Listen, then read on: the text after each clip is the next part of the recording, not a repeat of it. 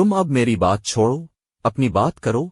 तुम्हारी जिंदगी की सबसे बड़ी ख्वाहिश क्या है? इमामा ने मौजू बदलते हुए कहा, रहने दो। क्यों रहने दूं? बताओ ना, तुम्हें बुरा लगेगा।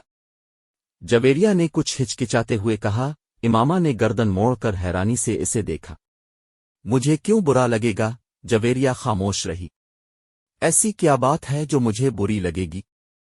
इमामा ने अपना सवाल दोहराया, बुरी लगेगी। जवेरिया ने मध्यम आवाज में कहा, आखिर तुम्हारी जिंदगी की सबसे बड़ी ख्वाहिश का मेरी जिंदगी से क्या ताल्लुक है कि मैं इस पर बुरा मानूंगी? इमामा ने इस बार कदरे उलझे हुए अंदाज में पूछा। कहीं तुम्हारी ये ख्वाहिश तो नहीं है कि मैं डॉक्टर ना बनूं? इमामा को अचानक याद आया। जवेरिया हंस दी।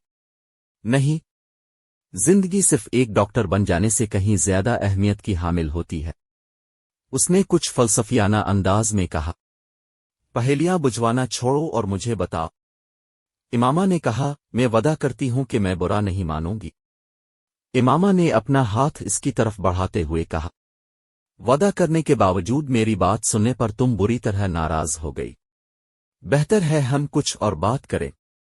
जवेरिया ने कहा, अच्छा, मैं अंदाजा लगाती हूं तुम्हारी ख्वाहिश का ताल्लुक मेरे लिए किसी बहुत अहम चीज से है, राइट?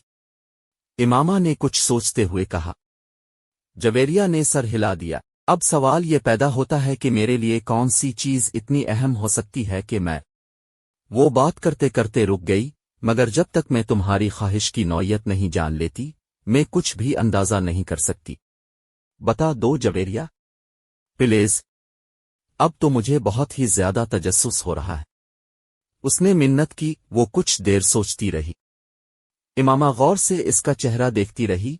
फिर कुछ देर की खामोशी के बाद जवेरिया ने सर उठाकर इमामा को देखा। मेरे प्रोफेशन के अलावा मेरी जिंदगी में फी अलहाल जिन चीजों की अहमियत है वो सिर्फ एक ही है, और अगर तुम उसके हवाले से कुछ कहना चाहती हो तो कहो, मैं बुरा नहीं मानूंगी।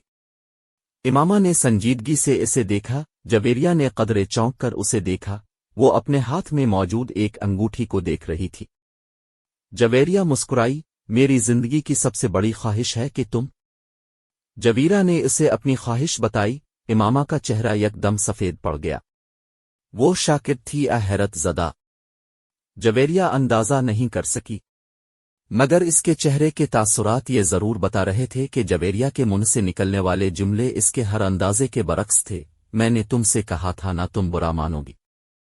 जवीरा ने जैसे सफाई पेश करने की कोशिश की, मगर इमामा कुछ कहे बगैर उसे देखती रही। मुईज हल्क के बिल चलाता हुआ दर्द से दोहरा हो गया। इसके दोनों हाथ अपने पेट पर थे। इसके सामने खड़े 12 साला लड़के ने अपनी फटी हुई टी शर्ट की आस्तीन से अपनी नाक से बहता हुआ खून साफ किया और हाथ में पकड़े हुए टेनिस रैकेट एक बार फिर पूरी कुव्वत से मुईज की टांग पर दे मारा। मुईज के हल्क से एक बार फिर चीख निकली और वो इस बार सीधा हो गया। कुछ बेयकीनी के आलम में उसने खुद से 2 साल छोटे भाई को देखा, जो अब बगैर किसी लिहाज और मुरव्वत के उसे इस रैकेट से पेट रहा था जो मुईज कुछ देर पहले इसे पीटने के लिए ले आया था। इस हफ्ते में इन दोनों के दरमियां होने वाला ये तीसरा झगड़ा था और तीनों बार झगड़ा शुरू करने वाला इसका छोटा भाई था। मुईज और उसके ताल्लुकात हमेशा ही नाखुशगवार रहे थे। इनका झगड़ा बचपन से लेकर अब से कुछ पहले तक सिर्फ ज़बानी कलामी बातों और धमकियों तक ही महदूद था, मगर अब कुछ अरसा से वो दोनों हाथापाई पर भी उतर आए थे। आज भी यही हुआ था। वो दोनों स्कूल से इकट्ठे वापस आ रहे थे और गाड़ी से उतरते हुए इसके छोटे भाई ने बड़ी दुरुस्ती के साथ पीछे डिग्गी से इस वक्त अपना बैग खींचकर निकाला जब मुईज अपना बैग निकाल रहा था। बैग खींचते हुए मुईज के हाथ को बुरी तरह रगड़ आए। मीज बुरी तरह तिलमिलाया। तुम अंधे हो चुके हो। वो इत्मीनान से अपना बैग उठाए बेनियाजी से अंदर जा रहा था।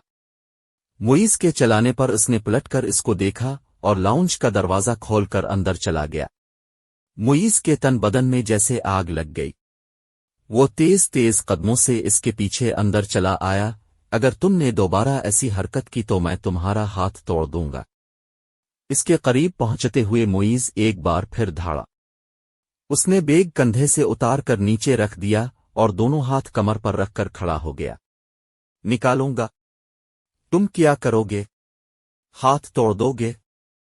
इतनी हिम्मत है? ये मैं तुम्हें इस वक्त बताऊंगा जब तुम दोबारा ये हरकत करोगे।